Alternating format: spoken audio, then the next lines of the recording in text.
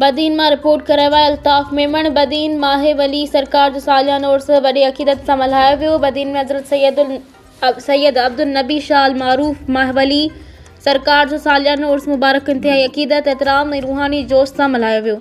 उन मौक़े ते दरगाह शरीफ़ ते इलाक़े समेत ॾोराहनि इलाक़नि खां आयल मुरीदनि ऐं अक़ीदतमंदनि वॾे अंग में शिरकत कई। उर्स जे मरकज़ी तक़रीब दौरान दरगाह शरीफ़ जे सजादा नशीन मुख़्तियार हैदर सोलंकी दरगाह ते चादर चाढ़ी। मुल्क ऐं क़ौम जी सलामती, अमन ऐं ख़ुशहाली समेत आयल मुरीदनि ऐं अक़ीदतमंदनि लाइ ख़ुसूसी दुआऊं घुरियूं। दरगाह शरीफ़ जी सरपरस्ती आला सैयद हाजी बच्चल शाह ऐं वर्किंग कमेटी जे अॻवाननि एजाज़ हैदर सोलंकी, मोहम्मद बच्चल सोलंकी, फ़क़ीर रमज़ान ख़ासकिली, फ़क़ीर अब्दुल्ला जखरो, मौलवी अमजद अंसारी ऐं सैयद महफूज़ शाह पारां दरगाह शरीफ़ जो लंगर तक़सीम कयो वियो, जॾहिं त मौलूद शरीफ़ पढ़िया विया, जंहिंसां रूहानी फ़िज़ा मुअत्तर बणिजी वई। उर्स जे मौक़े ते इंतिज़ामिया पारां सिक्योरिटी ऐं इंतिज़ामी बंदोबस्त कया विया, जॾहिं त शिरकत कंदड़नि उर्स जी सुठी इंतिज़ामियत ते दरगाह इंतिज़ामिया जी साराह कई।